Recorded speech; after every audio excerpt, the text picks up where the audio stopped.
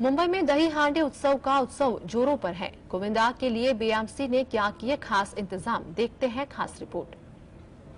देश भर में कृष्ण जन्माष्टमी की धूम मची है। मंदिरों में भगवान श्री कृष्ण के दर्शन के लिए भक्तों की भीड़ देखने को मिल रही है। कृष्ण जन्माष्टमी के चलते मुंबई और महाराष्ट्र के अन्य हिस्सों में आज दही हांडी उत्सव बड़ी धूमधाम से मनाया जाता है। इसके चलते बृहन मुंबई नगर निगम में भी पूरे इंतजाम कर दिए हैं।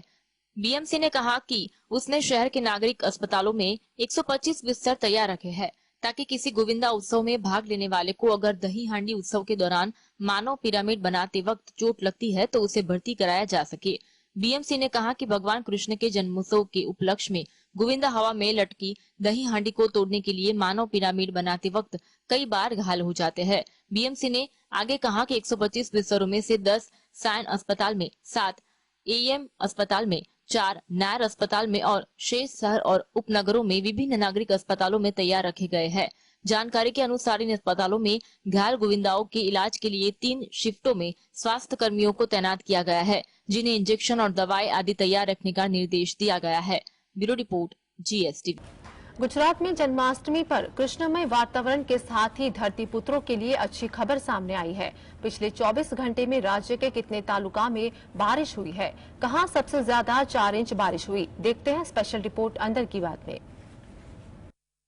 जन्माष्टमी के त्योहार के बीच लंबे अंतराल के बाद राज्य के कई जिलों में बारिश हुई। पिछले 24 घंटों में राज्य के 112 तालुका में बारिश दर्ज की गई। नवसारी के वांसदा में पिछले 24 घंटे में 4.5 इंच बारिश, वलसाड़ के पारडी धर्मपुर 3.5 इंच बारिश, वलसाड़ तालुका में पिछले 24 घंटे में 3.5 इंच बारिश हुई। पिछले 24 घंटे में वलसाड़ के कपराड़ा में 3.5 इंच बारिश हुई। पिछले 24 घंटे में नवसारी के खेरगांव में 2.5 इंच बारिश, वलसाड़ के वापी में पिछले 24 घंटे में 2.5 इंच बारिश, सूरत के मांडवी में पिछले 24 घंटे में 2.5 इंच बारिश, पिछले 24 घंटे में डांगना वाघई में 2.25 इंच बारिश हुई। पिछले 24 घंटों में वलाडोई तापीना में 2.5 इंच बारिश हुई। सूरत के उमरपाड़ा में पिछले 24 घंटे में 2.5 इंच बारिश, नवसारी चिखली में पिछले 24 घंटे में 2.5 इंच बारिश दर्ज हुई। पिछले 24 घंटों में महसाणा में भी धीमी बारिश हुई। विसनगर में मूसलाधार बारिश के कारण सड़कों पर पानी भर गया। बारिश होने पर किसानों में खुशी का माहौल है। बारिश से मुरझा रही फसलों को नया जीवन दान मिला है। बारिश होने से किसान खुश है।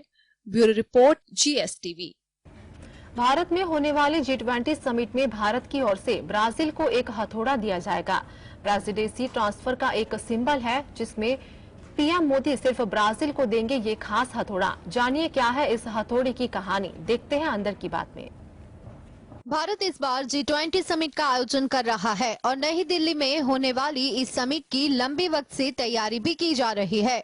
गुरुवार से ही अमेरिका के राष्ट्रपति जो बाइडेन समेत कई राष्ट्रीय अध्यक्षों का आगमन शुरू हो गया है। G20 से कई हस्तियां भारत आ रही है, लेकिन इस बार ब्राजील की खास तौर पर चर्चा है। दरअसल हर साल G20 देश अपने देश में समिट का आयोजन करते हैं। क्रम से हर साल एक देश का नंबर आता है। इस साल भी ये अध्यक्षता एक साल के लिए किसी दूसरे देश के पास चली जाएगी और इस अध्यक्षता को ट्रांसफर करने के लिए एक हथौड़े का इस्तेमाल किया जाता है। अब एक प्रधानमंत्री दूसरे देश के प्रधानमंत्री का हथौड़ा सौंप देता है तो इसका मतलब है कि अब अध्यक्षता का ट्रांसफर हो गया है। G20 देशों में अब अगला नंबर ब्राजील का है। ऐसे में इस G20 समिट के बाद ये अध्यक्षता ट्रांसफर हो जाएगी और ब्राजील के पास चली जाएगी। ब्राजील के पास एक साल तक प्रेसिडेंसी रहेगी और अगले साल 12-14 जुलाई को ब्राजील में G20 समिट का आयोजन किया जाएगा। ब्राजील का अगला नंबर होने की वजह से ये हथौड़ा भारत की ओर से ब्राजील को दिया जाएगा। Bureau report, GSTV। दिल्ली में आयोजित होने जा रहे G20 सम्मेलन की तैयारियां पूरी हो चुकी है। विदेशी मेहमानों को चांदी और सोने के बर्तनों में खाना परोसा जाएगा। चांदी के 15,000 बर्तन, गोल्ड प्लेटेड कटलरी और शानदार नक्काशी। G20 के मेहमानों के लिए क्या खास की गई तैयारियां, आइए देखते हैं स्पेशल रिपोर्ट। देश की राजधानी दिल्ली में G20 शिखर सम्मेलन की तैयारियां पूरी हो चुकी है। मेहमानों के खाने पीने की व्यवस्था के भी स्पेशल इंतजाम किए गए हैं। होटलों में स्पेशल व्यंजनों के साथ साथ खास तरह के क्रॉकरी सेट का इंतजाम किया गया है। मेहमानों को चांदी और सोने की तस्तरी में खाना परोसा जाएगा, जिसमें भारत की संस्कृति और विरासत की झलक देखने को मिलेगी।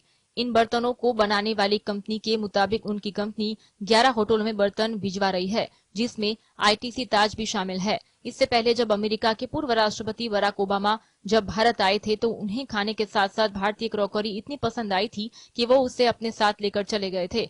इन बर्तनों की खासियत यह है कि ये पूरी तरह से मेक इन इंडिया थीम के अंतर्गत आते हैं। कुल 15,000 बर्तनों का ऑर्डर उन्हें मिला था। बता दें, अलग अलग होटल के शेफ ने अपने मेन्यू तय किया है, इसी हिसाब से बर्तन डिजाइन किए हैं, यानी मेन्यू को देखते हुए बर्तन डिजाइन किए हैं। इस बर्तनों के जरिए भारत की विरासत को दिखाया जा रहा है जो विलुप्त हो रही है। Bureau report, GSTV। चीन ने साउथ चाइना सी में अपना दबदबा बना लिया है। चीन के इस हरकत पर आसियान के 10 में से 5 देशों को आपत्ति है। क्या आसियान देशों को हथियार देकर चीन को उसके पड़ोस में घेर रहा था भारत? देखते हैं रिपोर्ट अंदर की बात में। भारत के प्रधानमंत्री इंडोनेशिया के दौरे पर थे। वे इंडोनेशिया के जकार्ता में हो रही 20वीं आसियान समिट में शामिल होने के लिए वहां पहुंचे थे। इस समिट के एक दिन बाद यानी 9 और 10 सितंबर को भारत में G20 सम्मेलन होने वाला है। इस सम्मेलन में दुनिया के 20 देशों के राष्ट्र अध्यक्ष शामिल होंगे।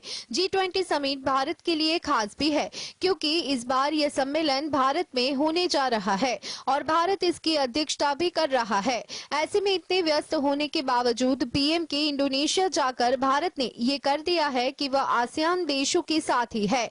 इसके इस समिट में शामिल होने की एक वजह ये भी है कि भारत ने पिछले साल ही आसियान देशों के साथ कॉम्प्रिहेंसिव स्ट्रेटेजिक पार्टनरशिप साइन की है। अहम फायदा ये है कि आसियान देशों को हथियार देकर भारत चीन का ध्यान हिंद महासागर से हटाकर साउथ चाइना की तरफ कर देना चाहता है और दूसरा फायदा है कि आसियान देशों की मदद करने से भारत चीन को उनके ही क्षेत्र में घेर सकता है। Bureau report, GSTV। पश्चिम बंगाल में विधायकों की अब होगी बल्ले बल्ले। ममता बनर्जी ने किया सैलरी बढ़ाने का ऐलान। जाने अब कितना मिलेगा वेतन? देखते हैं अंदर की बात में।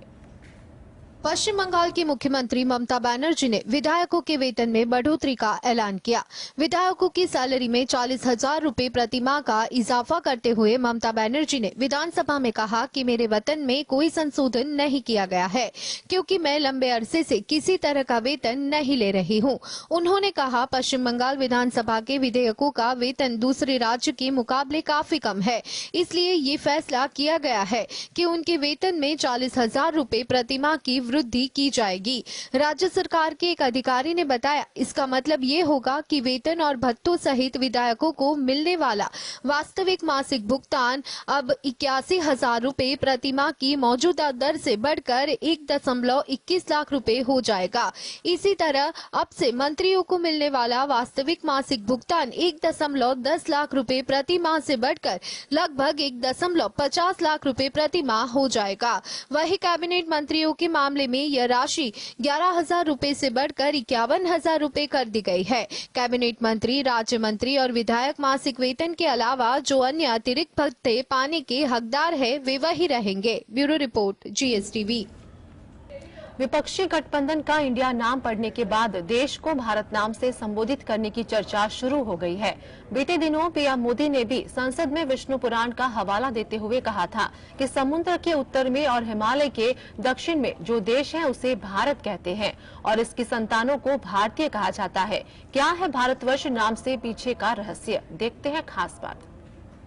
इतिहास में 3 बार भरत नाम का जिक्र आता है। एक शकुंतला दुष्यंत के पुत्र भरत, दूसरा राम के भाई भरत और तीसरा सबसे अनादि भारत जो विष्णु भगवान के 24वां अवतार में से एक थे और जिन्हें जैन धर्म का तीर्थंकर आदिनाथ भी कहते हैं। इसका नाम ऋषभ देव है और ऋषभ देव के 100 पुत्र थे, जिसमें से सबसे बड़ा पुत्र था भरत। भरत का जिक्र विष्णु पुराण और श्रीमद् भागवत पुराण विशेष रूप से मिलता है। सतयुग की बात है। सबसे बड़ा पुत्र होने की वजह से जब ऋषभ देव ने भरत को राजपाट सौंपा और तपस्या करने नेपाल के गंडकी नदी शालिग्राम क्षेत्र में चले गए। राजा भरत का शासन हिमाचल से लेकर समुद्र पर्यंत यानी हिमालय से लेकर कन्याकुमारी तक फैला था।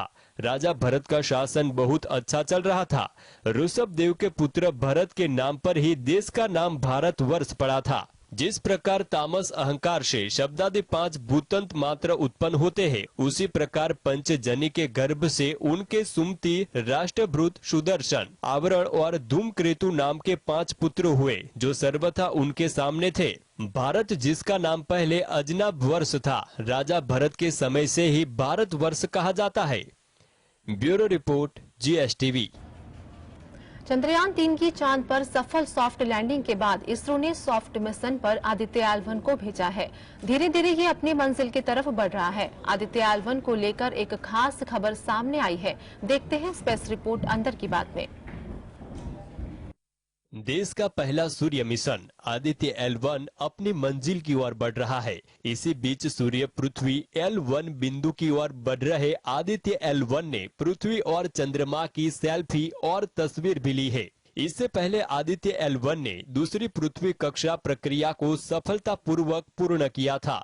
इसरो ने कहा था, पृथ्वी की कक्षा की दूसरी प्रक्रिया ईस्टरेक बेंगलुरु से सफलतापूर्वक निष्पादित की गई। मिशन के दौरान मॉरिशस, बेंगलोर और पोर्ट ब्लेयर स्थित ईस्टरेक इसरो केंद्रों ने उपग्रह की निगरानी की। प्राप्त नई कक्षा 282 किमी गुना 40,225 किमी है। वहीं इसरो के मुताबिक आदित्य L1 की तीसरी कक्षा संबंधित प्रक्रिया 10 सितंबर को भारतीय समय अनुसार 2:30 पर निर्धारित की गई है। इसरो ने 2 सितंबर को श्रीहरिकोटा से सोलर मिशन लॉन्च किया था। आदित्य L1 को सूर्य और पृथ्वी के बीच L1 बिंदु पर स्थापित किया जाना है और लॉन्च के बाद इस तक पहुंचने में 125 दिन लगेंगे। इसके बाद ही आदित्य L1 सूर्य पर शोध शुरू कर पाएगा। वही चंद्रयान 3 के चंद्रमा पर सफलतापूर्वक पहुंचने के बाद एक लंबा शोध कार्य शुरू हो जाएगा। Bureau report, GSTV। MP के सागर जिले में हो रही 3 दिवसीय कथा के कार्यक्रम में धीरेन्द्र शास्त्री की सुरक्षा के साथ पंडाल में भी सिक्योरिटी के खास इंतजाम किए गए हैं। आखिरकार क्यों बढ़ाई गई कथाकार धीरेन्द्र शास्त्री की सुरक्षा, क्या है अहम वजह, देखते हैं खास रिपोर्ट। बागेश्वर धाम के आचार्य धीरेन्द्र शास्त्री की सुरक्षा बढ़ा दी गई है। MP के सागर जिले में हो रही 3 दिवसीय कथा के कार्यक्रम में धीरेन्द्र शास्त्री की सुरक्षा के साथ पंडाल में भी सिक्योरिटी के खास इंतजाम किया गया है। दौरान इस 1000 से अधिक पुलिस जवानों को तैनात किया जाएगा, जिसमें क्विक रिस्पांस फोर्स को भी शामिल किया गया है। बता दें कि कुछ दिन पहले यूपी के बरेली में रहने वाले एक युवक ने धीरेन्द्र शास्त्री को जान से मारने की धमकी दी थी। हालांकि बाद में धमकीबाज युवक को गिरफ्तार कर लिया गया था, मगर बीते दिन कोर्ट से उन्हें जमानत मिल गई। युवक के घर वालों ने भी उसके किए पर माफी मांग ली है। अब धीरेन्द्र शास्त्री की सुरक्षा और बढ़ा दी गई है। उनके निवास स्थल से कथा पंडाल तक सुरक्षा व्यवस्था चाक चौबंद रहेगी। उन्होंने कहा कि बाबा बागेश्वर देश विदेश में सनातन को बढ़ा रहे हैं, इसीलिए कुछ लोगों को मिर्ची लग रही है। मालूम हो कि धीरेन्द्र शास्त्री को जान से मारने की धमकी देने वाले अनीस अंसारी को कोर्ट से जमानत मिल गई है। अनीस यूपी के बरेली का रहने वाला है। उसने सोशल मीडिया पर धीरेन्द्र शास्त्री को लेकर आपत्तिजनक टिप्पणी की थी। Bureau report, GSTV। छत्तीसगढ़ के किस गांव में हर घर में है यूट्यूबर? किस गांव में लगभग 40 चैनल क्रिएटर? किस लिए बनेगा यहां हाईटेक स्टूडियो? देखते हैं खास रिपोर्ट। छत्तीसगढ़ की राजधानी रायपुर से 58 किमी दूर स्थित तुलसी गांव राज्य में बहुत प्रसिद्ध है। हर घर में यूट्यूबर से जुनून और जुनून ऐसा कि कई लोग ने अपनी नौकरी छोड़कर यूट्यूब को अपना करियर चुना और इससे अच्छी कमाई कर रहे हैं। इस गांव में लगभग 60 युवा, बच्चे, बूढ़े और महिलाएं वीडियो और रीलों में अभिनय कर रहे हैं। इस गांव में 40 से अधिक यूट्यूब चैनल है, जिनके लाखों सब्सक्राइबर है। इसे देखते हुए सरकार ने अमरफ्लिक्स स्टूडियो लॉन्च किया है। इस गांव में एक डिजिटल हाईटेक स्टूडियो बनाने का भी फैसला लिया गया है। यह स्टूडियो जिला प्रशासन और CSR हाईटेक द्वारा बनाया गया है। इस अवसर पर बिडंग छत्तीसगढ़िया यूट्यूब चैनल के निर्माता सहित अन्य यूट्यूबर्स ने कलेक्टर को धन्यवाद दिया। इस स्टूडियो के माध्यम से यहाँ के युवाओं की प्रतिभा और उनके माध्यम से अन्य युवाओं को प्रोत्साहन मिलेगा। कलेक्टर ने कहा कि हम यहाँ DMF के माध्यम से 15 लाख रुपए की लागत से एक डिजिटल स्किल सेंटर भी स्थापित करेंगे, जहाँ यूट्यूब और सोशल मीडिया से जुड़े युवा digital marketing, graphics designing, SEO जैसे कौशल सीख सकेंगे। Bureau report, GSTV। झारखंड में किन्नरों को मिलेगा OBC का दर्जा। सरकारी पेंशन को कैसे होंगे हकदार, देखते हैं खास रिपोर्ट। झारखंड सरकार ने राज्य में मौजूद थर्ड जेंडर समाजों को लेकर बड़ा फैसला किया है। अब से ट्रांसजेंडर किन्नर समाजों को ओबीसी का दर्जा दिया जाएगा। साथ ही थर्ड जेंडरों को अब झारखंड में मुख्यमंत्री राज्य सामाजिक पेंशन योजना का भी लाभ मिलेगा। इस मुद्दे पर सीएम हेमंत सोरेन ने कहा कि ट्रांसजेंडर भी इस राज्य का हिस्सा है। ट्रांसजेंडर के मामले में अभी एक कदम बढ़े है, इनके बारे में कोई भी नहीं सोचता। मार्ग प्रशस्त करने के बारे में हमारी सरकार ने निर्णय लिया है और इस निर्णय का परिणाम बहुत दूर तक जाएगा। राज्य के हर नागरिकों को सम्मान मिले, इस पर भी सरकार मक्कर रही है। इंडिया और भारत पर उनका कहना है कि कहीं ऐसा तो नहीं कि फिर से नोटबंदी का नया चक्र हमारे प्रिय पक्षों के द्वारा रचने का और केंद्र सरकार के द्वारा रचने की तैयारी चल रही है। G20 के संदर्भ में देश के राष्ट्रपति महोदय ने सभी मुख्यमंत्रियों को आमंत्रण दिया है। मुझे भी अभी जानकारी मिली है। मुझे लगता है कि यह बैठक और बैठकों से बिल्कुल अलग है।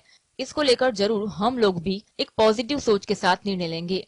Bureau report, GS। भारतीय संविधान अनुच्छेद 1 में भारत को लेकर दी गई जिस परिभाषा में इंडिया दैट इज भारत यानी इंडिया अर्थात भारत के जिन शब्दों का इस्तेमाल किया गया है, कब और कैसे भारत और इंडिया का नाम पड़ा, देखते हैं खास रिपोर्ट।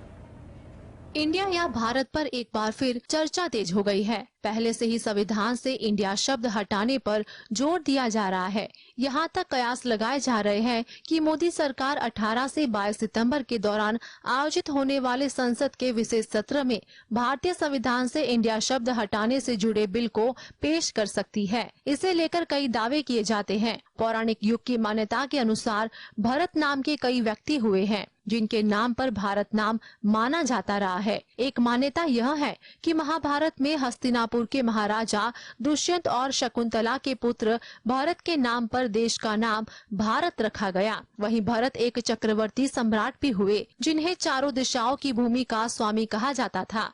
एक दावा यह भी है कि सम्राट भरत के नाम पर ही देश का नाम भारतवर्ष पड़ा। अंग्रेज जब हमारे देश में आए तो उन्होंने सिंधु घाटी को इंडस वैली कहा और उसी आधार पर इस देश का नाम इंडिया कर दिया। यह इसलिए भी माना जाता है क्योंकि भारत या हिंदुस्तान कहने में मुश्किल लगता है, इंडिया कहना काफी आसान, तभी से भारत को इंडिया कहा जाने लगा। Bureau report, GSTV। Udhayanidhi Stalin ने सनातन धर्म पर दिए बयान के बचाव में सफाई जारी की। उन्होंने अपने बयान को लेकर पहले माफी मांगने से इनकार कर दिया था। अब क्या सफाई दी उदयनिधि ने, क्या किया केंद्र सरकार पर हमला, देखते हैं खास रिपोर्ट। सनातन धर्म पर टिप्पणी पर मचे बवाल के बाद अब तमिलनाडु के खेल मंत्री उदयनिधि स्टालिन ने इस पर सफाई दी है। उन्होंने कहा, मेरे बयान का गलत मतलब निकाला गया है और हम किसी भी धर्म के दुश्मन नहीं हैं। इसके साथ ही उन्होंने केंद्र सरकार पर फांसीवादी होने का आरोप लगाया। उन्होंने कहा, बीजेपी ने पिछले 9 साल में क्या किया ये जनता को बताएं। डीएमके पार्टी के नेता उदयनिधि स्टालिन ने उन्होंने कहा, अमित शाह और भाजपा शासित राज्यों के मुख्यमंत्री फर्जी खबरों के आधार पर मेरे खिलाफ कार्यवाही की मांग कर रहे हैं। सम्मानजनक पदों पर रहते हुए बदनामी फैलाने के लिए मुझे ही उनके खिलाफ आपराधिक मामले और अन्य अदालती मामले दायर करने चाहिए, लेकिन मैं जानता हूं कि यह उनके सर्वाइवल का तरीका है। वे नहीं जानते कि कैसे सर्वाइवल करना है, इसलिए मैंने ऐसा न करने का फैसला किया। मैं डीएमके के संस्थापक पेरियार के राजनीतिक उत्तराधिकारियों में से एक हूँ। सब जानते हैं कि हम किसी धर्म के दुश्मन नहीं हैं। उदयनिधि ने आगे कहा, भाजपा नेताओं ने TNPWA सम्मेलन में मेरे भाषण को नरसंहार के लिए भड़काने वाला बताया। वे इसे बयान को अपनी सुरक्षा का हथियार मानते हैं। Bureau report, GST। तमिलनाडु के सीएम एमके स्टालिन के सनातन धर्म पर उन्मूल करने के बयान का विवाद बिल्कुल भी थमता हुआ नजर नहीं आ रहा है। इस बयान पर संजय राउत ने क्या किया उदयनिधि पर हमला, देखते हैं अंदर की बात में। तमिलनाडु के सीएम एमके स्टालिन के सनातन धर्म का उन्मूलन करने के बयान का विवाद बिल्कुल भी थमता हुआ नहीं नजर आ रहा है। अब इसकी आलोचना इंडिया गठबंधन में उद्धव बाबा साहब ठाकरे शिवसेना ने भी कर दी है। शिवसेना नेता संजय राउत ने कहा, उदयनिधि इस देश में रहने वाले 90 करोड़ से अधिक लोगों की भावना को चोट कैसे पहुंचा सकते हैं। संजय राउत ने कहा, उदयनिधि स्टालिन एक मंत्री है और उनके बयान का कोई समर्थन नहीं करेगा। उनको इस तरह के बयान से बचना चाहिए। यह डीएमके की राय हो सकती है। इस देश में 90 करोड़ हिंदू और अलग अलग धर्मों के लोग रहते हैं। इस तरह से पूरे देश का माहौल खराब हो गया है। एमके स्टालिन एक आदरणीय नेता है। अगर उनके सलाहकार थोड़ा बचकर बयान दे तो गठबंधन में रुकावट नहीं आएगी। ऑल इंडिया अन्ना द्रविड़ मुन्नेत्र कषगम के महासचिव के पलानी स्वामी ने उदयनिधि के बयान को जानबूझकर दिया गया बयान बताया और कहा ऐसा उन्होंने सिर्फ लोगों का ध्यान भटकाने के लिए किया है। Bureau report, GSTV। प्रधानमंत्री मोदी 20वें आसियान भारत शिखर सम्मेलन पर 18वें पूर्व एशिया शिखर सम्मेलन में हिस्सा लेने के लिए जकार्ता पहुंच गए हैं। आसियान भारत शिखर सम्मेलन में प्रधानमंत्री ने किस मुद्दों पर चर्चा की, आइए देखते हैं खास रिपोर्ट। प्रधानमंत्री नरेंद्र मोदी आसियान भारत और पूर्वी एशिया शिखर सम्मेलन में भाग लेने के लिए इंडोनेशिया पहुंचे। इस दौरान जकार्ता एयरपोर्ट से लेकर होटल पहुंचने तक पीएम मोदी का भव्य स्वागत हुआ। इसके बाद पीएम ने आसियान भारत सम्मेलन में भाग लिया।